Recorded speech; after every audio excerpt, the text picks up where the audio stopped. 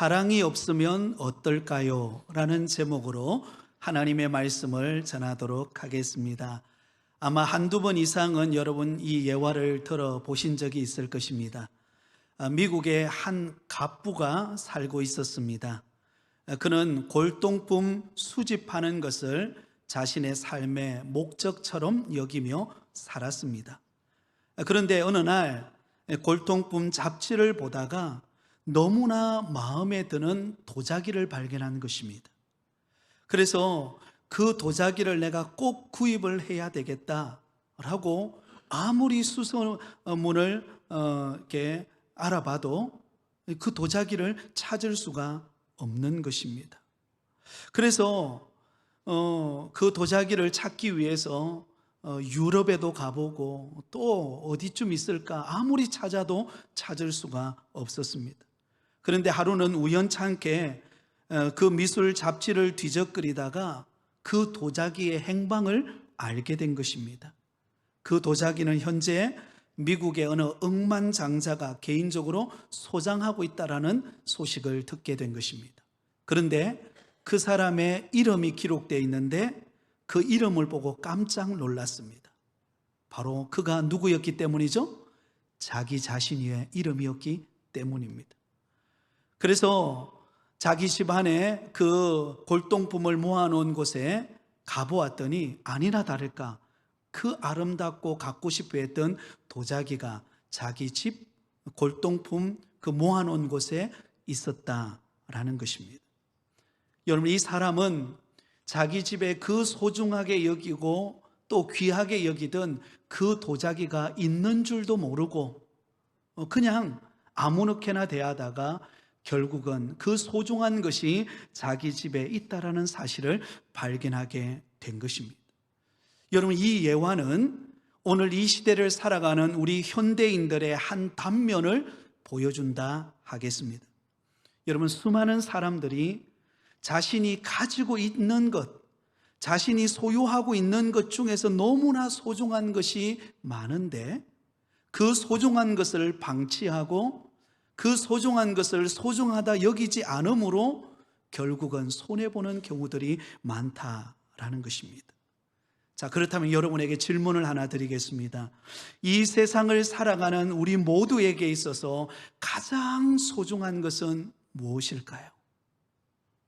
우리가 이 땅을 살아가는 데 있어서 가장 소중한 것, 물론 건강도 소중합니다. 가족도 소중하고 다 소중하죠? 그런데 오늘 핵심 주제가 되는 것은 바로 사랑입니다.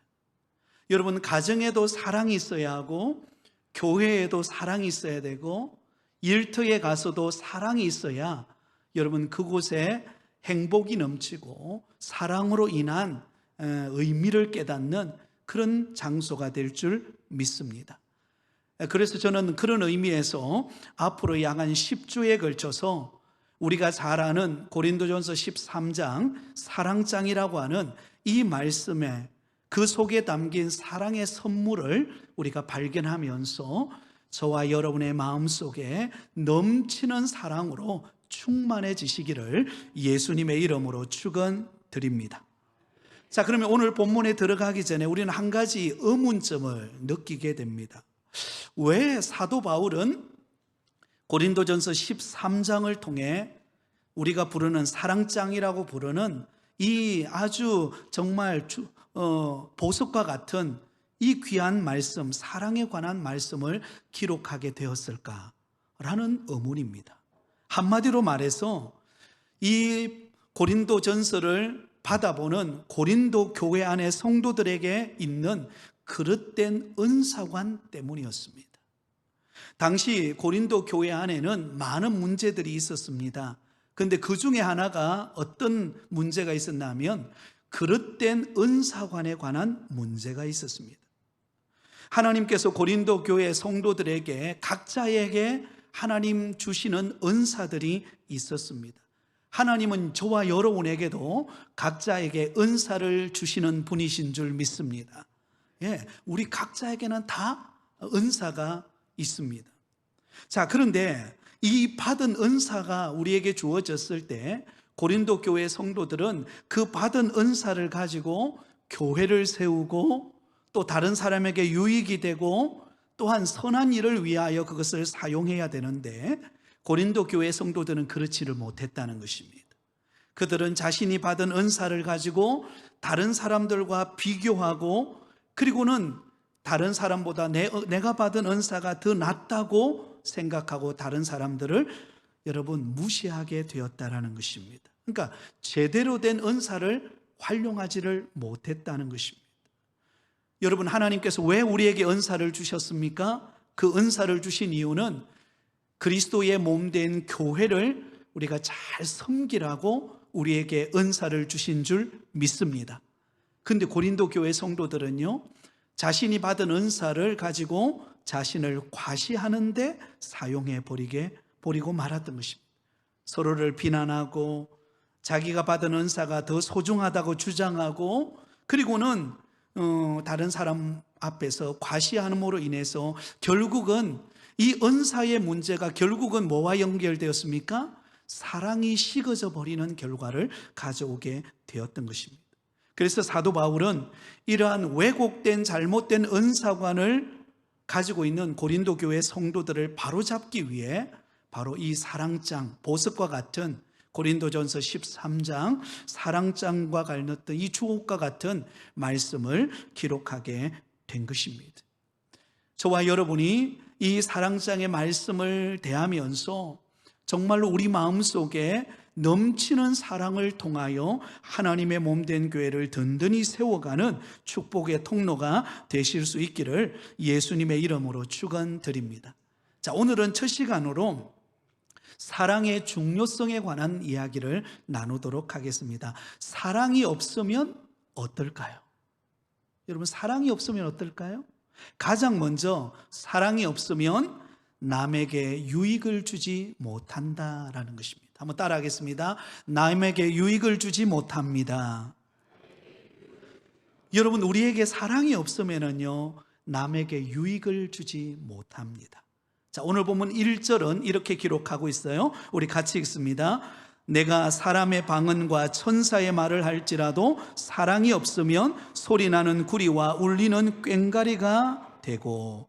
자, 여러분, 여기 보시면 당시 고린도 교회 안에 성도들에게 나타났던 두드러진 은사를 언급하고 있습니다. 여러분, 어떤 은사를 말하죠? 방언의 은사, 그리고 천사의 말을 하는 것. 여러분, 이것은 너무나 신비한 은사입니다. 자, 먼저 방언의 은사를 한번 생각해 볼까요? 자, 여러분 가운데도 아마 방언의 은사를 받으신 분들이 계실 것입니다. 방언이라고 하는 것은 성령의 인도하심을 따라 내가 배운 것이 아니라 내가 배우지도 않았는데 나의 입술을 통하여서 여러분 다른 나라 신비한 언어로 기도하는 것을 일컬어서 방언이라고 말합니다. 여러분, 그러므로 방언의 은사를 받으면요 하나님께서 나의 삶 속에 놀랍게 역사하셨다라는 은혜를 깨닫게 됩니다. 그리고 방언의 은사를 통하여 우리는 더 깊이 있게 하나님 앞에 기도할 수가 있습니다. 자, 성경에 나오는 그 대표적인 예가 사도행전 2장이죠. 사도행전 2장에 오순절 강림 사건이 바로 그 예가 됩니다. 부활하신 예수님께서 성천하시기 전에 제자들에게 마지막으로 부탁하셨습니다. 예루살렘을 떠나지 말고 내가 너희에게 약속하신 것을 기다리라. 그 약속하신 것은 성령을 말합니다. 성령이 임할 때까지 기다려라. 그래서 여러분 120명 되어지는 성도들이 마가다락방에 모여서 간절히 하나님 앞에 기도했습니다. 그런데 기도하는 가운데 그들 가운데 성령이 임합니다. 바람같이 불의 여같이 성령이 임해요. 자, 성령이 임할 때 그들에게 나타났던 현상이 무엇인가? 입술이 열려서 방언을 말하게 되었습니다.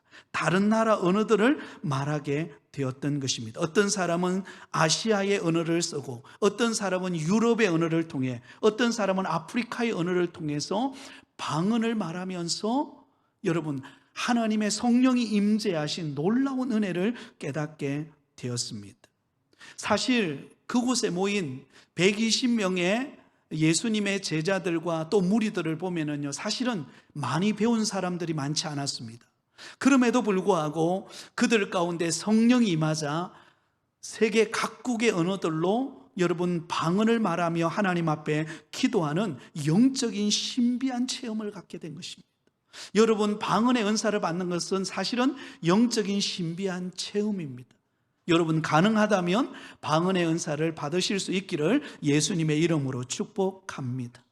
자, 또 하나, 사도 바울은 방언의 은사와 또 다른 한 가지를 언급하죠. 천사의 말을 하는 것에 대해서 언급하고 있습니다. 여러분 잘 아시는 것처럼 고린도후서 12장에 보면 사도 바울이 신비한 영적 체험을 했던 것을 고백하는 이야기가 나옵니다. 사도 바울이 셋째 하늘 낙원에 이끌려가서 신비한 체험을 합니다. 여러분, 그곳은 말할 수 없을 만큼 황홀하고 신비한 곳이었습니다. 그곳에서 하나님의 나라에서 천사들이 쓰는 언어를 듣게 됩니다. 얼마나 황홀한 순간입니까? 신비한 천사의 말을 아무나 할 수 있겠습니까? 특별한 은혜와 특별한 영적 체험을 한 사람만이 여러분 천사의 말을 할 만큼 신비한 능력을 경험하게 되는 것입니다. 그래서 그 당시에 고린도 교회 성도들이 특별히 정말 소중히 여겼던 은사, 방언의 은사, 천사의 말을 하는 것, 신비한 영적인 체험하는 것, 여러분 그 이야기를 말하고 있습니다. 그런데 사도 바울은 오늘 본문 1절에서 사람의 방언과 천사의 말을 할지라도 무엇이 없으면은요, 사랑이 없으면 어떻게 된다고요? 소리나는 구리와 울리는 꽹과리가 된다.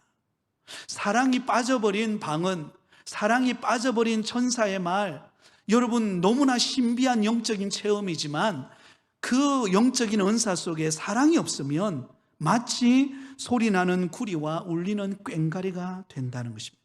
여기서 말하는 이 두 악기, 소리나는 구리와 울리는 꽹과리, 이것은 이 당시의 이교도들, 이방신전, 그러니까 우상을 섬기는 이방신전에서 제사 드릴 때 사용하는 악기들을 말합니다. 대부분이 구리, 소리나는 구리와 꽹과리를 말합니다.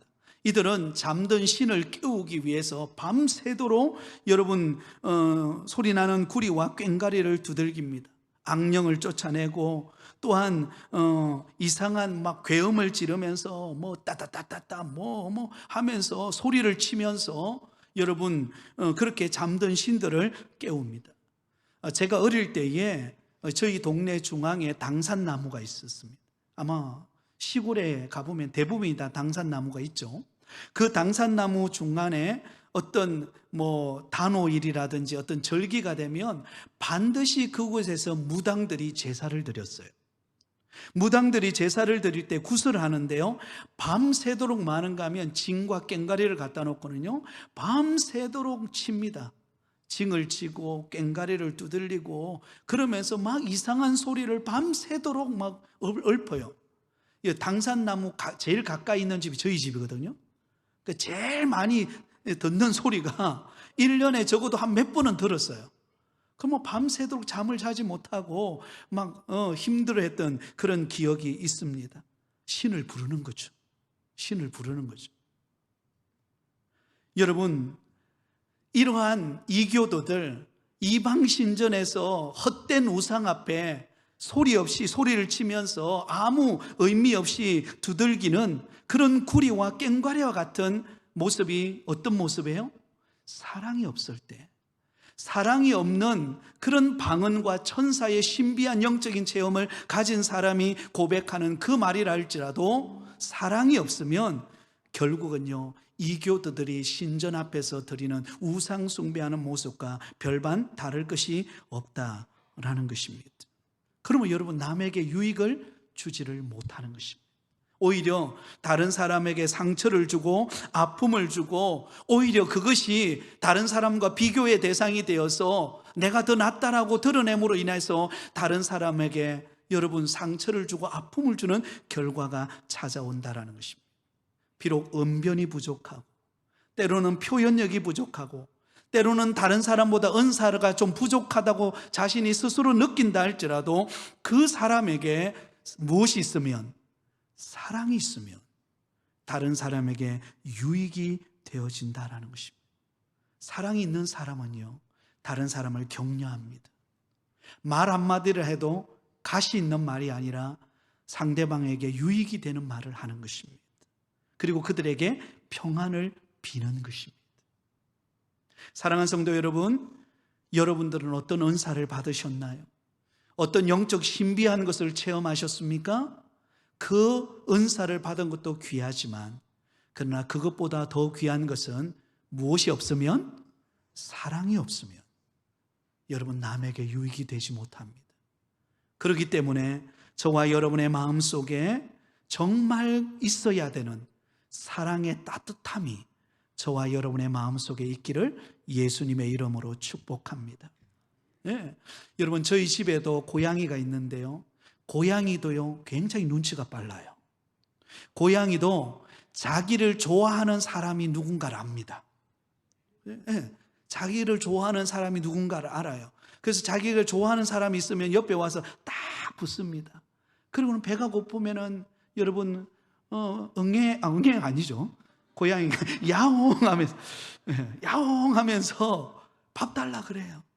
그리고 옆에 와서 막 머리를 비비고 애교를 부리고, 왜? 자기를 사랑하는 줄 알거든요. 여러분, 하물며 우리가 누군가를 사랑하는 것은 우리가 다 느낍니다. 사람은 영적인 존재이기 때문에 느껴요. 그렇기 때문에 우리가 방언을 하고 천사의 말을 하는 것도 귀하지만 더 귀한 것은 그 속에 사랑이 있기를 원합니다. 아멘. 그래서 여러분, 우리가 서로를 대할 때 말 한마디를 해도 따뜻하게 말하기를 바랍니다. 집사님, 한 주간 어떻게 지내셨어요? 집사님 위해서 내 기도하고 있습니다. 여러분, 그 따뜻한 말 한마디가 그 사람을 위로하고 살리는 줄 믿습니다. 자, 두 번째, 사랑이 없으면 가치 없는 존재가 됩니다. 한번 따라하겠습니다. 사랑이 없으면 가치 없는 존재가 된다. 자, 2절 말씀을 보겠습니다. 2절입니다. 같이 읽습니다. 내가 예언하는 능력이 있어 모든 비밀과 모든 지식을 알고 또 산을 옮길 만한 모든 믿음이 있을지라도 사랑이 없으면 내가 아무것도 아니요. 자, 여러분, 여기도 보면 또 부러움의 대상이 되는 은사가 나옵니다. 어떤 은사입니까? 예언하는 은사. 예언의 은사예요. 여러분, 예언하는 은사, 이것은 정말 아무나 받는 은사가 아닙니다. 예언의 은사는 어떤 것인가 하면 하나님의 말씀을 잘 분별하여 선포하는 은사입니다. 요즘에는 이 목회자가 그 기능을 많이 발휘하기도 하지만, 또한 이 예언의 은사는 모든 비밀과 모든 지식을 알려주는 그런 분별력이 있는 은사이기도 합니다. 잘 알지 못했던 것을 알려주는 그런 은사이기도 합니다. 여러분, 생각해 보세요. 내가 내 미래를 알지 못하고 어떤 비밀을 알지 못하는데 기도하는 분이, 아니면 말씀을 전하는 가운데 그것을 깨닫는 은혜가 있다는 것이 얼마나 큰 겁니까? 귀한 것입니다. 또한 사도 바울은 여기에 멈추지 않고 한 걸음 더 나아가서 산을 옮길 만한 믿음의 은사에 대해서도 말하고 있습니다. 믿음의 은사, 믿었는데 그대로 되는 거예요. 믿음의 역사죠, 그렇죠?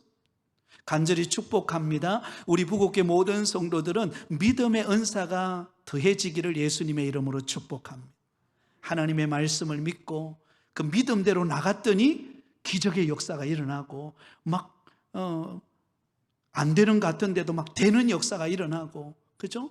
그런 열매들이 나타날 때 얼마나 신비하고 얼마나 참 놀랍습니까? 그러므로 여러분, 예언의 은사, 또한 산을 옮길 만한 믿음의 은사, 이 대단한 은사들을 여러분 아무나 받는 거 아니잖아요. 그런데 이 은사가 너무나 귀하고 너무나 특별하지만 그 속에 뭐가 없으면, 사랑이 없으면 내가 아무것도 아니다, 아무 가치 없는 존재가 된다라는 것입니다. 여러분, 2절을 다시 보시면은요, 모든이라는 단어가 몇 번 나올까요? 3번 반복됩니다.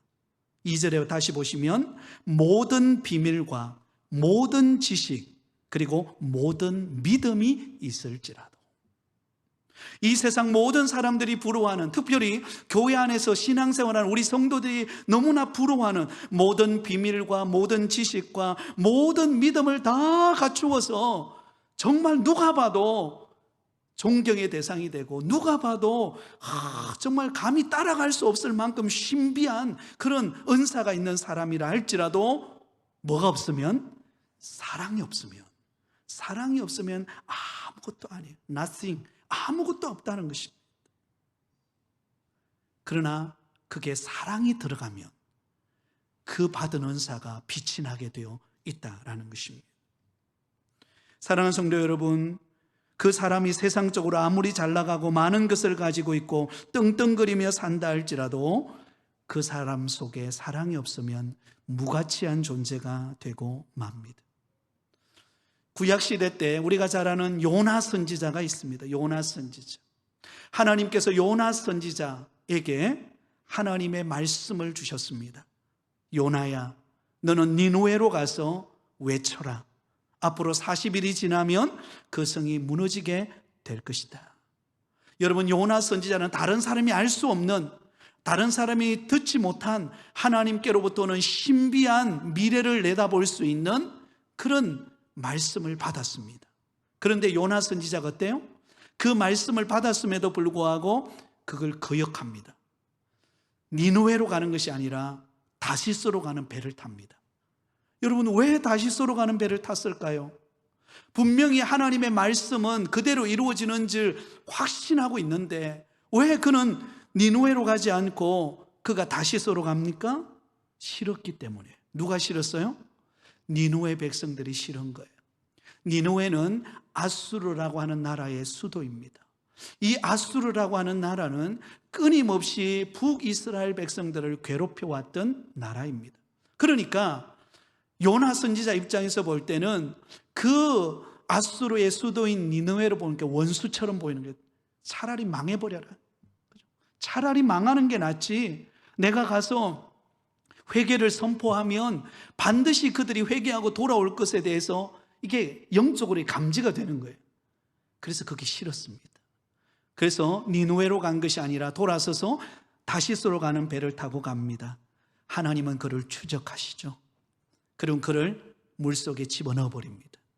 그리고 3일 동안 큰 물고기 뱃속에 넣었다가 건져냅니다. 그리고는 니느웨로 보냅니다. 니느웨로 가요. 니느웨로 가서 아니나 다를까 가서 심판을 외쳤더니요, 왕으로부터 시작해가지고 종에 이르기까지 다 회개하고 돌이키는 거예요. 그러니까 그것도 싫은 거예요.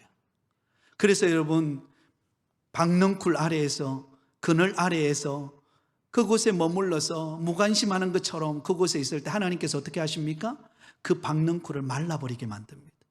그리고는 뜨거운 바람을 불게 해요. 그러니까 여러분, 요나 입장에서는 너무 그게 싫은 것입니다. 그때 하나님이 깨닫게 하십니다. 네가 그 잠시 가려주는 그 박넝쿨 하나도 네가 사랑하였거늘 하물며 좌우를 분별치 못하는 그 많은 영혼들을 내가 그들을 아끼지 않겠느냐. 하나님이 그들을 사랑하는 메시지를 던져줍니다. 사랑하는 성도 여러분, 이 요나 선지자가 하나님의 말씀을 거역하고 그가 다시스로 갈 때는 그는 하나님 앞에 쓰임 받을 수 없는 무가치한 존재였습니다.